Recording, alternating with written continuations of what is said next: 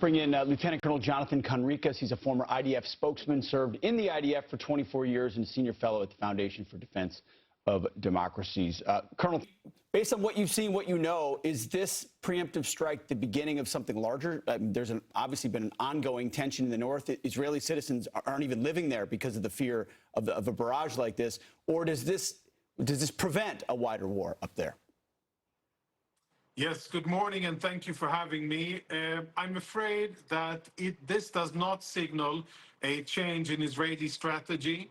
It only was a very specific preemptive action designed to thwart or to diminish a Hezbollah attack against Israel. It is not a strategic shift. This does not mean that Israel has finally taken the decision to go on the offensive against Hezbollah. And unfortunately for Israelis living in northern Israel and central Israel, it means that we're back to business as normal. Normal meaning that Israeli civilians are bombarded in their homes, if they are back in their homes, and if not in their homes, then they're forced to flee from them, and that there's no significant strategic shift from Israel. Hezbollah will continue to fire rockets and drones. We'll have to listen to hear what the leader, the chief terrorist of Hezbollah, Hassan Nasrallah, he'll speak at 6 p.m. local time. Then we'll see if he's really trying to turn the page and to kind of wrap up this event, or if he wants to escalate this further. I don't think he will.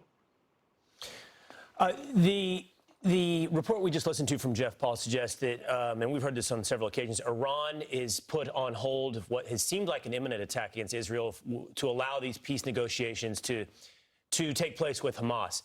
Hezbollah seems to have a different approach. This is described as a preemptive strike by Israel. Imminent idea that these rockets would be launched from Hezbollah.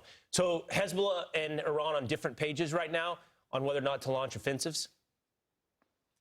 I don't think so, no. I think that Hezbollah is executing Iranian policies. The Iranians, I think, are quite aware of how vulnerable they are. I think that they have heard quite strong rhetoric from the U.S. Behind closed doors. They have seen U.S. posturing in the region, and they know that we, the Israelis, are up and ready to retaliate against any Iranian attack, and therefore they have perhaps decided that it wouldn't be the best thing from an Iranian point of view to attack Israel from Iran.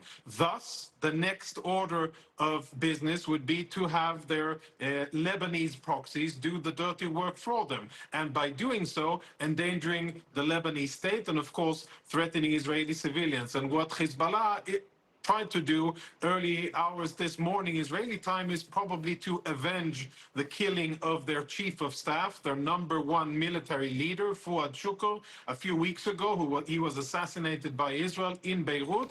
And this is the scope of what's happening. But we have to really keep in mind that what Israel is trying to do is to fight off or defend against attacks from the south by Hamas, one Iran ally, attacks from the north by Hezbollah, the biggest and most strongest and powerful and dangerous Iranian ally in Lebanon, while also keeping close tabs at the source of instability in the region, which is Iran. And all of this is happening simultaneously, and we have the negotiations. I wouldn't call it peace negotiations, but rather ceasefire and hostage release negotiations, which have been going on almost forever. We try to remain hopeful for the sake of the families of the hostages. We try to remain hopeful, but it seems as if Hamas isn't going to come to the table and agree to the American and Israeli offers, and that looks like we are close to square one. Yeah, I was just going to ask you about that, those ceasefire talks that are set to resume in Cairo. So you don't feel very hopeful about that?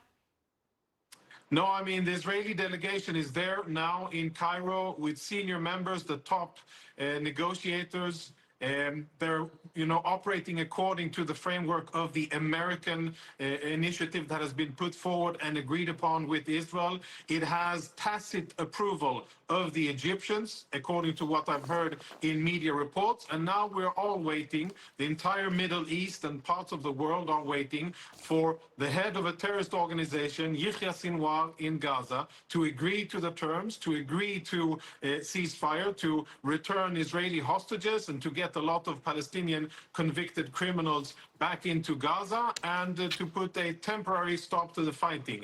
Sadly, and I say this as someone who really wants to see my fellow Israelis back home to their families, I am not very optimistic about it, and I don't think that Hamas has the correct how should we say, incentive in order to finally say, yes, we agree, and let's move on to end the suffering and the casualties and the fighting. I don't think Hamas wants that.